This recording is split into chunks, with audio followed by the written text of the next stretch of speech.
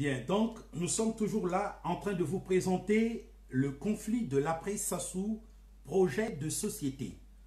Et donc nous trouvons qu'il est important que chaque auditeur qui nous écoute sache que l'ouvrage a été écrit non uniquement pour le Congo-Brazzaville, mais il a été écrit 1. Pour le Congo-Brazzaville, 2. Pour l'Afrique centrale, 3. Pour les pays francophones de l'Afrique, 4. Pour l'Afrique subsaharienne, 5. Pour l'Afrique et 6.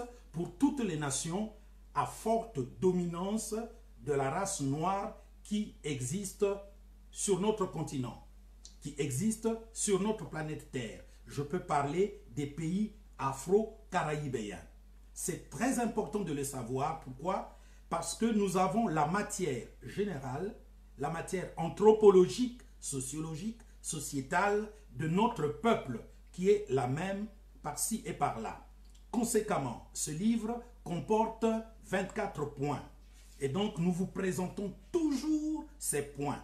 Le premier point, c'est rompre les contrats coloniaux caducs. Le second point, redéfinir la relation du Congo et de la France. Dans d'autres cas, ça sera redéfinir la relation entre une nation et les puissances qui dominent sur cette nation. 3. Démontrer notre maturation politique. 4. L'élaboration de la constitution centenaire. 5.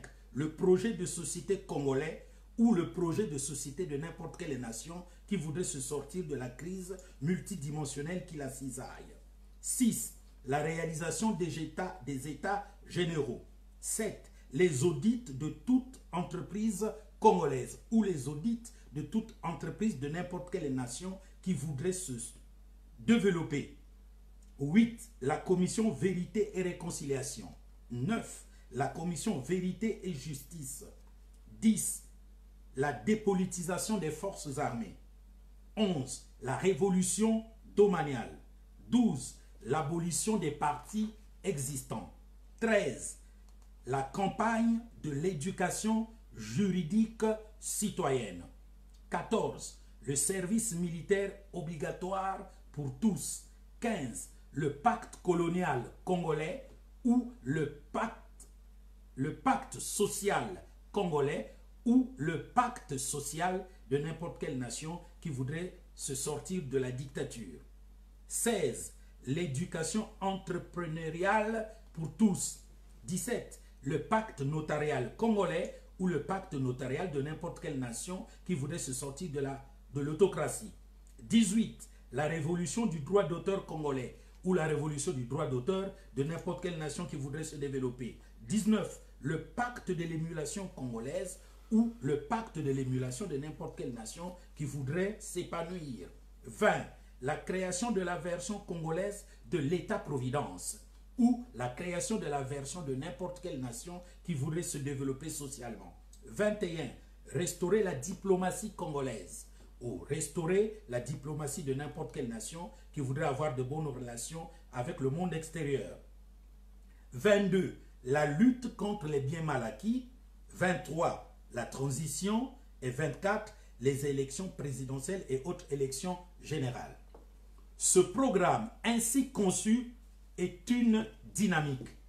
Qu'est-ce que cela veut dire? Ça veut dire tout simplement ceci.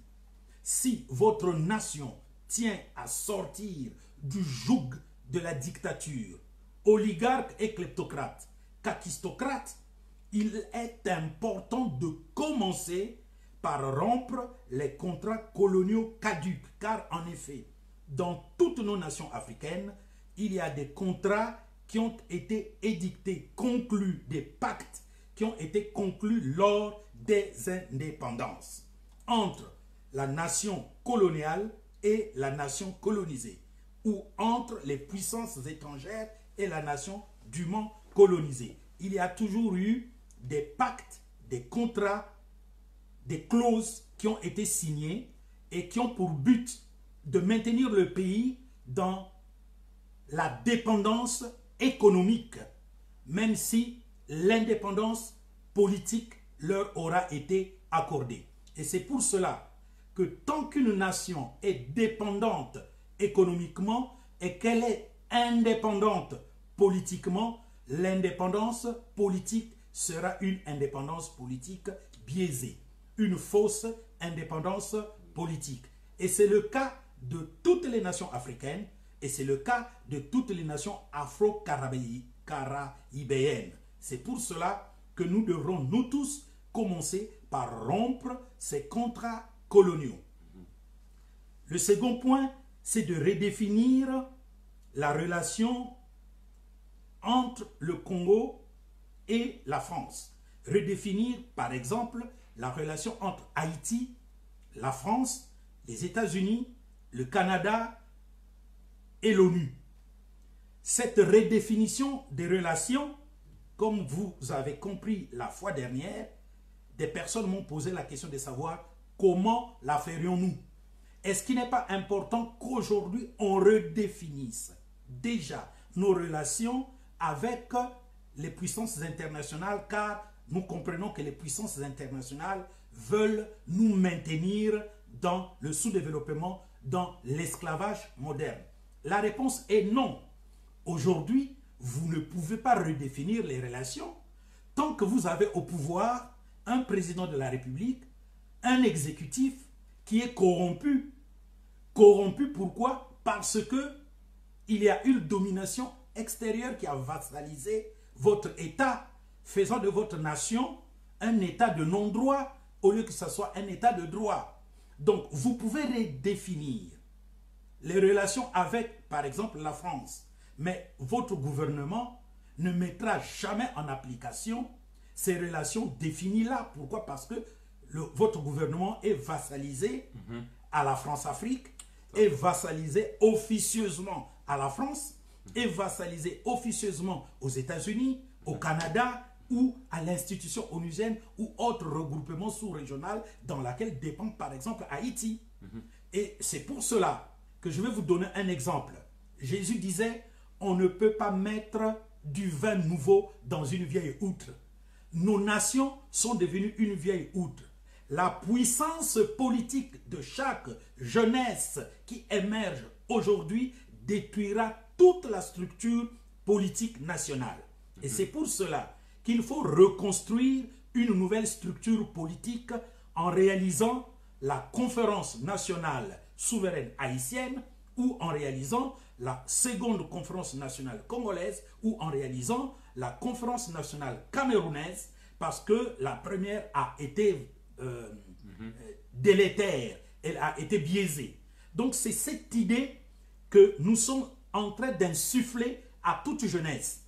L'importance d'aller en seconde conférence nationale souveraine congolaise ou en conférence nationale souveraine haïtienne ou en conférence nationale souveraine centrafricaine, c'est de rassembler toutes les forces vives de chacune de nos nations qui voudraient aller en conférence nationale souveraine. De telle sorte que la représentativité étant grande, tous les calibres, tous les cerveaux, les leaders, les chercheurs vont se rassembler de telle sorte qu'ils puissent être à mesure d'écrire des nouvelles relations qu'ils vont désormais entreprendre avec la France pour le cas du Congo, avec les États-Unis, le Canada, l'ONU avec Haïti, mais avec d'autres puissances émergentes, avec d'autres puissances orientales, occidentales ou même les nations du Criban, par exemple, c'est-à-dire la Chine, la Russie, le Brésil, l'Inde,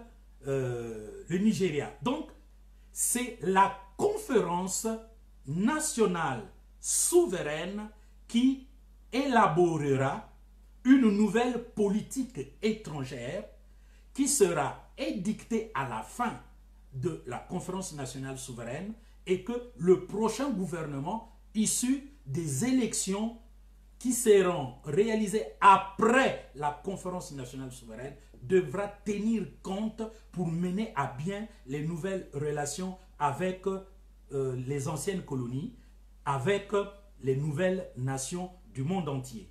Donc c'était un résumé du second point.